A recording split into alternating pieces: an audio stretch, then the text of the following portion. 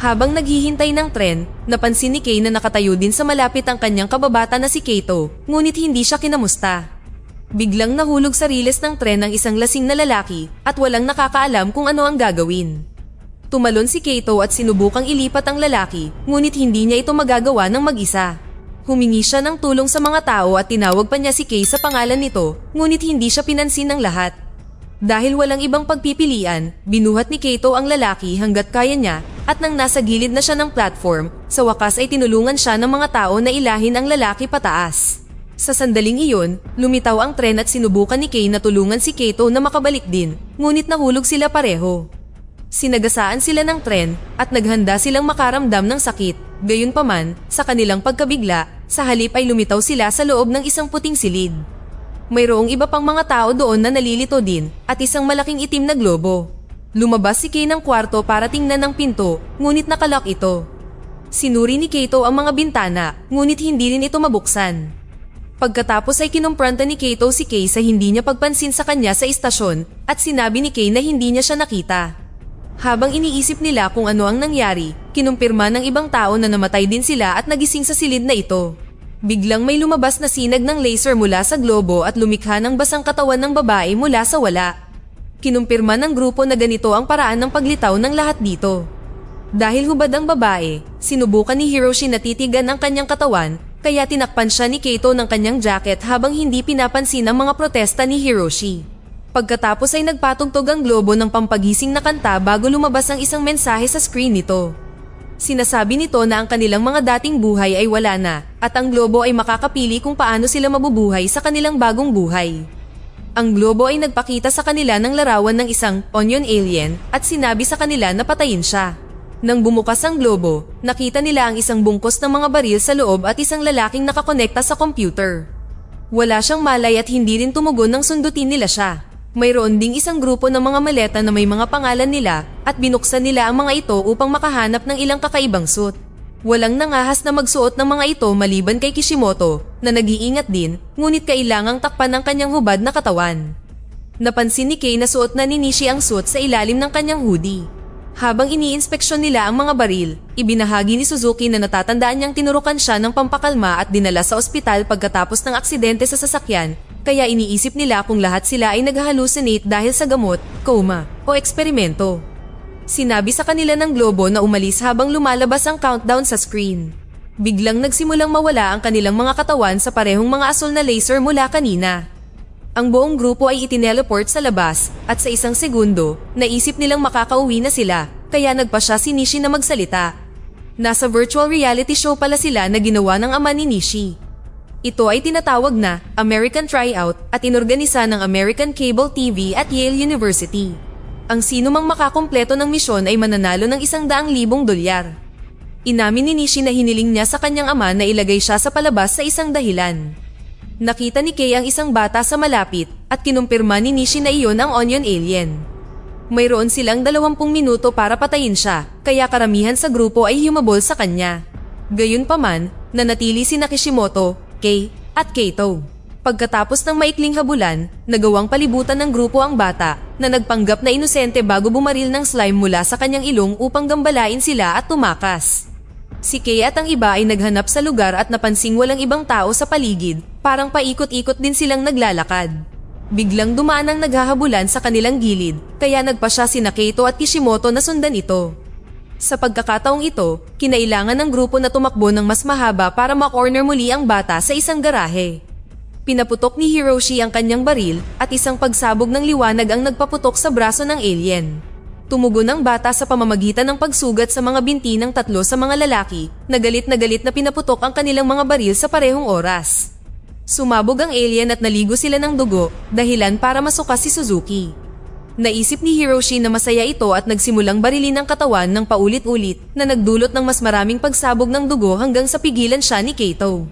Sa sandaling iyon, isang napakatangkad na lalaki ang lumitaw sa likuran nila at ininsulto siya ni Hiroshi, kaya pinuto ng lalaki ang kanyang binti. Pagkatapos ay itinaas niya ang kanyang ulo, kaya't niyugyug ni Hiroshi ang kanyang mga braso upang makawala. Dahil dito ay natanggal ang wig ng lalaki na nagpapakitang isa rin siyang alien at ama ng bata. 2 lalaki ang nagpaputok, ngunit ginamit ng lalaki ang katawan ni Hiroshi bilang kalasag, at hindi nagtagal ay sumabog ito. Pagkatapos ay ipinakita ng lalaki ang malalaking kuko at pinatay ang lahat sa garahe maliban kay Kato. Narinig ni Kay ang hiyawan at sinundan ito para lang matagpuan ng alien na tatapusin din ang kanyang kaibigan, ngunit biglang sinalakay ni Kishimoto ang lalaki at pinalipad siya sa pader. Ang kanyang suit ay kumikinang na asul na nangangahulugang nagbibigay ito sa kanya ng pinahusay na lakas at bilis. Nang makabawi ang alien, nagmamadaling nagtago si Kay sa likod ng isang van. Hinampas ng alien sina Kato at Kishimoto, pinalipad sila ng sabay. Gayunpaman, hindi nasaktan si Kishimoto salamat sa suit. Nang makita ito, binuksan ni Kay ang kanyang maleta ngunit nakitang wala itong laman. Nang sundan siya ng alien, umikot si Kay sa van at hinampas ang lalaki sa ulo gamit ang maleta mula sa likuran. Galit na galit, umungal ang alien at sinira ang mga bumbilya sa kalye. Itinaas niya ang kanyang braso upang salakayin si Kay. Ngunit sa sandaling iyon, isang bungkos ng mga wire ang lumitaw at umikot sa alien upang talyan siya. Pagkatapos ay ini-off ni Nishi ang kanyang camouflage at sinubukang bigyan ng baril si Kay na sinabing malikhain siya sa paggamit ng maleta, kaya nararapat na makuha niya ang puntos. Itinaas ni Kay ang baril, ngunit hindi siya nangahas na bumaril, kaya binawi ito ni Nishi at pinatay ang alien mismo. Pagkatapos, ang apat sa kanila ay ibinalik sa puting silid nang walang anumang bahid ng dugo. Sa kanilang pagkabigla, lumitaw din si Suzuki at ipinaliwanag ni Nishi na hanggat hindi pa sila ganap na patay, sila ay ibabalik at ang mga pinsala ay gagaling gaano man sila kalubha. Tinawag niya ang globo bilang Gantz habang sa wakas ay nagtatapos ang countdown. Pagkatapos ay nagtalaga ito ng mga puntos para sa misyon. Lahat ay nakakuha ng 0 at ininsulto maliban kay Nishi na nakakuha ng 5 at ngayon ay nakaipon na ng 79. Ang mga larawan ng mga lalaking namatay sa garahe ay idinagdag sa mahabang listahan ng lahat ng mga taong namatay sa palabas na ito. Ipinaliwanag ni Nishi na ang kanilang misyon ay pumatay ng mga manlulupig sa kalawakan at tinawag na kahanga-hanga ang ilang pagkamatay na naging dahilan upang hawakan siya ni Kato sa kanyang hoodie at tinanong kung bakit hindi niya sila tinulungan. Gamit ang lakas ng suit, masakit na tinanggal ni Nishi ang mga kamay ni Kato habang tinatawag siyang mapagkunwari. Tumigil lang siya nang pagbantaan siya ni Kay na babarilin siya. Gusto ni Kay ng higit pang mga sagot, ngunit pagkatapos ay kuminang ang Gantz at nawala ang lahat. Kinaumagahan, nagising si Kay sa kanyang kwarto at ipinagpalagay na ang lahat ay panaginip. Gayunpaman, sa istasyon ng tren, nakakita siya ng isang karatula tungkol sa 2 pasahero na nabangga ng tren. Nang maglaon sa paaralan, pinag-uusapan ng ilang estudyante si Kay habang si Kojima ay lihim na iginuguhit siya. Pagkatapos ng klase, sinubukan niyang kaibiganin siya, ngunit hindi siya pinapansin ni Kay. Sa hapon, sinubukan ni Kay na bisitahin si Kato sa kanyang lumang address, ngunit ang gusali ay napalitan ng parking lot. Pagkatapos ay tiningnan niya ang kalye kung saan nangyari ang misyon at nakita niya ang mga pader na winasak ng alien, ngunit ang garahe ay walang laman at malinis. Sa sandaling iyon, dumating si Kishimoto at sinabing naaalala niya rin ang lahat, nasa kanya pa nga ang suit. Kinumpirma nito na totoo ang lahat, ngunit hindi sila maaaring pumunta sa pulisya dahil walang maniniwala sa kanila. Pagkatapos ay tinanong ni Kishimoto si Kay kung maaari siyang manatili sa kanyang bahay. Pagdating nila doon, ipinaliwanag niya na nakatira siya sa kanyang kasintahan at naghiwalay sila kamakailan. Sinubukan niyang tapusin ang buhay sa shower, ngunit sa halip, nagising siya sa puting silid. Dala rin ni Kishimoto ang jacket na ipinahiram sa kanya ni Kato at sa isang bulsa ay nakita nila ang kanyang notebook. Binasa ito ni Kay para maghanap ng bagong address at nalaman niyang nakaparole si Kato. Naaalala niya na hindi nag-aral ng high school si Kato at ang kanyang ama ay bayolente na maaaring isang paliwanag kung bakit na nauwi sa krimen ang buhay niya. Samantala, nagkaroon ng bangungot si Kato tungkol sa pagkamatay ng batang alien. Nang magising siya, pumunta siya sa banyo at kinamusta siya ng kanyang kapatid na si Ayumo, ngunit sinabi sa kanya ni Kato na maayos ang lahat. Matapos bumalik sa kama ang bata, kinuha ng mga asol na laser ang katawan ni Kato at dinala siya sa puting silid. Nandoon na si Kay at ang iba pang nakaligtas sa huling misyon, kasama ang 3 bagong tao na binubuo ng isang dalaga, isang lola, at isang umiiyak na bata. Pinatugtog ni Gantz ang pampagising na kanta at sinabi sa kanila na ang target ngayon ay ang Tanaka alien. Sinabi sa kanila ni Nishi na hindi nila matatakasan ng Gantz at ang anumang pagkamatay ay mapapalitan lamang ng mga bagong tao. Napagtanto ni Kay at Kato na ginamit ni Nishi ang 3 lalaki kahapon bilang bitag.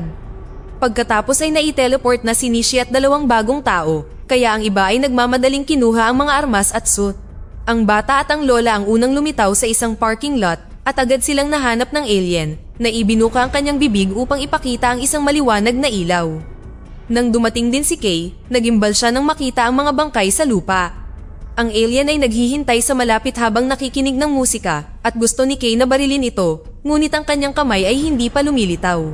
Nang makita siya ng alien, nagpaputok ito at ipinagtanggol ni Kay ang kanyang sarili sa huling segundo. Tinamaan si Kay ng putok, ngunit pinanatili siyang ligtas ng suit habang sinira ng kanyang pagbaril ang radyo ng alien. Galit na galit, muling bumaril ang alien, gayunpaman, inasinta niya si Nishi upang alisin siya sa camouflage mode. Napunta si Nishi sa ibabaw ng isang vent at ang alien ay tumalon upang salakayin siya mismo sa pamamagitan nito. Sa ibabang palapag, lumapag sila sa isang kotse at sinimulang bugbugin ng alien si Nishi. Napakalakas nito kaya nasira nito ang suit at naghanda ang alien na barilin siya. Pagkatapos ng ilang pag-aalinlangan, tumalon si Kato at sinunggaban ng alien para mabaril nito ang pader sa halip. Nang bumagsak sila sa sahig, ibinaling ng alien ang ulo nito at naghanda ng isa pang putok, ngunit tumalon si Kato para mabigo siyang muli. Sinubukan ng alien na makatakas mula sa kanyang pagkakahawak, ngunit inipit siya ni Kato, at dahil sa lakas na ibinibigay ng suit, nagawa niyang ilabas ito. Nagmamadaling sinuri ni Kay ang sugatang Nishi na nagsabi sa kanya na kumuha ng 100 puntos upang buhayin siya at pagkatapos ay namatay. Biglang lumitaw ang alien sa likod ni Kato at sinuntok siya. Pagkatapos ay bumaril ito kay Kishimoto, ngunit hinarap ito ni Kato para iligtas siya at sa halip ay sinira ng pagbaril ang ilang sasakyan. Sinimulan ng alien ang pagsalakay kay Kato na itinulak si Kishimoto para protektahan siyang muli. Gusto itong barilin ni Kay, ngunit hindi niya magawa dahil masasaktan niya ang kanyang mga kaibigan. Nang maghanda ang alien para barilin si Kato, kinuha ni Kishimoto ang isang tubo at sinimulang hampasin ang ulo nito, dahilan upang sirain ng pagbaril ang mga switch ng kuryente. Sinundan ng nilalang si Kishimoto at hinawakan ng kanyang mga braso, kaya sinipa niya ito sa singit, ngunit walang nangyari. Itinapon siya nito at nahuli siya ni Kato sa tamang oras. Pagkatapos, hinabol ng alien si Kay at na-corner siya sa isang kotse para simulan siyang hampasin. Ang suit ni Kay ay nagsimulang lumaki at nagbigay sa kanya ng sapat na lakas upang masuntok ang alien, na naging dahilan upang tumama ito sa kisame. Nang subukan siyang salakayin muli ng alien, sinimulan itong suntukin ni Kay sa kotse at nahulog sila sa bintana. Ngayon ay maaaring simulan muli ng alien ang pagsuntok at ibinuka ang bibig nito upang maghandang bumaril. Gayunpaman, tinakpan ito ni Kay ng kanyang baril at binaril upang sirain ang ulo nito mula sa loob. Namatay ang alien sa isang maliit na pagsabog na sumira din sa kotse at ang iba ay nag-aalala habang nagsisimula silang mawala. Nawalan ng paa at braso si Kay at walang magawa kundi panoorin ang tumutulong gas ng sasakyan patungo sa sirang power box na nagdulot ng mas malaking pagsabog. Sa puting silid, hiniling ni Kato na malaman kung ano ang nangyari kay Kay. Pagkatapos ay nag-activate si Gantz at dinala rin si Kay na ganap na walang pinsala. Walang nakakuha ng anumang puntos maliban kay Kay na nakakuha ng 7. Sinabi ng isang mensahe na kailangan pa niya ng 73 puntos bago idinagdag sa koleksyon ang mga namatay kanina. Tinanong ni Kay kung ano ang mangyayari kapag nakakuha ang isang tao ng 100 puntos, kaya ipinaliwanag ng Gantz na maaari silang pumili sa pagitan ng muling pagbuhay sa sinumang manlalaro na gusto nila o burahin ang kanilang memorya at makalaya. Kinaumagahan, nagising si Kay na nakasuot pa rin ng suit at sinubukan niya ito sa pamamagitan ng pagsira ng kawali gamit lamang ang kanyang mga kamay. Matapos takpan ng normal na damit ang suit, ginugol ni Kay ang kanyang araw sa paggawa ng ilang pagsubok, tulad ng paggawa ng matataas na pagtalon sa buong bayan. Nang susubukan na sana niya kung magagawa niya ito sa mga rooftop, nakatanggap siya ng tawag mula kay Kojima para imbitahan siya sa isang coffee shop. Nagkita sila para sa merienda at ibinahagi ni Kojima ang kanyang drawing. Bilang kapalit, ibinahagi ni Kay na pinoprotektahan niya noon si Kato mula sa mga pasaway na lalaki sa paaralan. Samantala, binisita ni Kishimoto si Kato para ibalik ang kanyang jacket. Inamin niya na siya ay nakulong dahil pinatay niya ang kanyang ama na laging umuuwi na lasing at binubugbog si Ayumo. Nang maglaon, pinanood ni Kato ang balita at nakita ang pulis na nag-iimbestiga sa pinsala sa garahe. Sinabi sa kanya ni Ayumo na kamakailan lamang ay nananaginip siya na nawala ang kanyang kapatid, ngunit tiniyak sa kanya ni Kato na hindi siya aalis. Nang gabing iyon, ang mga bayani ay tinawag pabalik sa puting silid kasama ang mga bagong manlalaro. Ang misyon ngayon ay isang nilalang na kilala bilang ill-tempered alien. Hiniling ni Kato sa mga baguhan na magsuot ng mga suit at kumuha ng baril, ngunit tumutol ang isang monghe na nagsabing ito ay gawa ng dyablo. Naging sanhi ito ng matinding reaksyon ni Kato habang ipinapaliwanag niya na ayaw na niyang makakita pa ng mga namamatay. Sinubukan ni Kay na pakalmahin siya at nagkaroon ng pagtatalo, naputol lamang nang simulan na silang ipadala ng Gantz sa misyon. Dinala ang grupo sa isang museo na may 2 malalaking estatwa sa pasukan. Ang isa sa kanila ay tiyak na alien, ngunit bago nila mapag-usapan ang plano, binaril ng isang baguhan ang kaliwang estatwa at sinira ito. Sa sandaling iyon, ang kanang rebulto ay nagsimulang gumalaw at sinubukang tapakan ng mga manlalaro na lumayo sa tamang oras. Nagsimulang tumakbo ang lahat habang patuloy na ginagamit ng alien ang mga kamao o paa nito para subukang patayin sila, ngunit napakabagal nito. Tumakbo ang monghe sa museo at nagtago sa loob ng isang silid na puno ng sining ng Budista kung saan siya ay nagsimulang magdasal. Sa tuwing ipinipikit niya ang kanyang mga mata, unti-unting lumalapit sa kanya ang isang estatwa sa silid. Sa labas, inikutan ni Kay ang rebulto upang subukang asintahin ito ng mabuti, ngunit tumalon ito ng mataas at sa sobrang lakas ng pagdapo nito, tumalsik ang lahat dahil sa shockwave. Nang marinig ang lahat ng ito, nagtago ang isa pang natatakot na baguhan sa parehong silid kung nasaan ang monghe. Sinabi ni Kay kay Kato na ilikas ang iba bago muling hinarap ang rebulto, tumalon ng napakabilis upang makaiwas sa mga sipa. Pagkatapos ay dumausdos si Kay sa ilalim ng rebulto at binaril ang paa nito na naging sanhi ng pagsabog ng paa at ang estatwa ay nahulog sa ibabaw ng isa pang baguhan. Ngayong mahina na ang rebulto, binaril ito ni Kay sa mukha at nagdulot ng malaking pagsabog na ikinamatay ng alien. Ipinagmamalaki niya ang kanyang sarili, ngunit binatikos siya ni Kato dahil napatay niya ang isang manlalaro. Sinabi ni Kay na kasalanan ni Kato dahil hindi niya inilikas ang lahat ng sabihin niya. Sa puting silid, nag-reset ang timer ng Gantz. Sa sandaling iyon, lumabas sa museo ang isang malubhang sugatang baguhan at napagtanto ng grupo na may isa pang alien.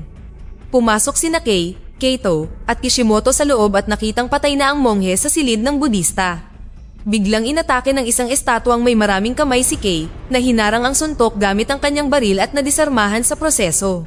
Pagkatapos ay nagsimulang saksakin ng estatwa si Kay hanggang sa ilahin siya ni Kato palayo.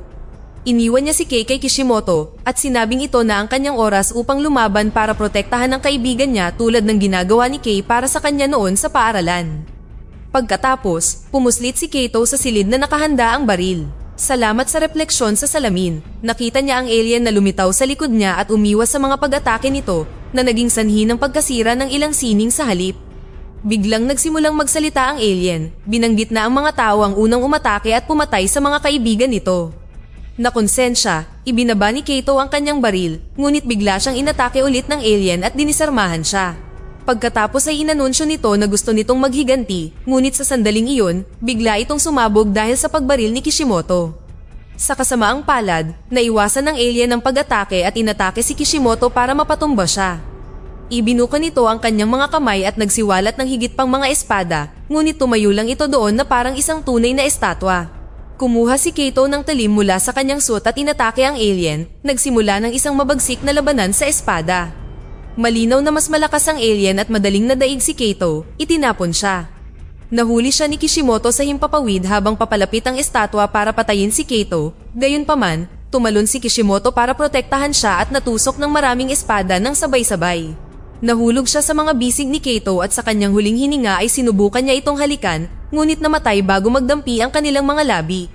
Si Kato na galit ay muling umatake sa estatwa, ngunit ginamit lamang ng alien ang mga espada upang ihagis siya sa magkabilang gilid sa pamamagitan ng paghiwa sa kanyang buong katawan, pagkatapos ay tinapos siya sa maraming saksak. Pagkatapos ihagis ang katawan kay Kay, sinabi ng alien na sisirain nito ang lahat bilang paghihiganti. Nang makitang patay na ang lahat ng kanyang mga kaibigan, pinilit ni Kay na tumayo ang nanghihinang katawan at i-activate ang suit sa pinakamataas na lakas nito. Madaling hinarangan ng alien ang pag-atake nito at sinimulang igalaw ang mga kamay nito, kaya kinailangang tumalon ni Kay para umiwas.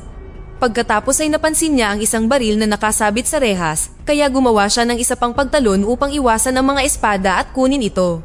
Nang malapit na ang alien, nagpaputok si Kay, gayunpaman, hinarang ng nilalang ang pagbaril gamit ang mga espada nito. Sunod, ibinaba ng alien ang isang maliit na estatwa ng Buddha sa lupa. Nagsimulang mag-crack ang figura at lumaki, naging napakalaki na sinira nito ang mga hagdan at winasak ang bubong. Sa proseso, dinampot ng higanteng kamay nito si Kay at pinagdikit ang kamay para patayin siya, ngunit tuluyang nahulog si Kay. Nagsimula siyang tumakbo palayo ngunit huminto nang marinig niya ang boses ni Kato at natanggap ang baril ng kanyang kaibigan. Nagpaputok si Kay at sinubukan siyang sunggaban ng estatwa para lang pumutok ang kamay nito. Pagkatapos ay tumakbo si Kay sa kamay ng rebulto, ngunit nang maabot niya ang mukha, na-headbutt siya at nahulog. Tumangging sumuko, sinuntok ni Kay ang mukha ng estatwa at sa halip ay nakain. Ngayong nasa loob na siya ng nilalang, maaaring barilin ni Kay ang buong paligid niya at patayin ang alien sa isang malaking pagsabog. Pagkatapos, tumakbo si Kay upang suriin si Kato ngunit nawala bago siya matulungan. Si Suzuki at isang baguhan ay nasa puting silid na, ngunit ang iba ay hindi. Binigyan ni Gantz si Kay ng 13 puntos bago idinagdag ang mga bagong larawan sa listahan ng mga patay. Sa sandaling nakita ni Kay sina Kishimoto at Kato, hiniling niyang ibalik ang kanyang mga kaibigan, ngunit ipinaalala sa kanya ni Gantz na kailangan niya ng 100 puntos. Kinabukasan sa istasyon, napansin ni Kojima na malungkot si Kay at inalok siya ng tulong, ngunit hindi siya pinansin ni Kay. Pagkatapos ay nagsimulang umiyak ang isang bata dahil nahulog ang sombrero nito sa riles, kaya tumalon si Kay at kinuha ito na nagpasaya sa bata. Sa sandaling iyon, lumitaw ang tren, ngunit hindi gumagalaw si Kay, kaya agad siyang hinila ni Kojima pabalik sa platform upang iligtas siya.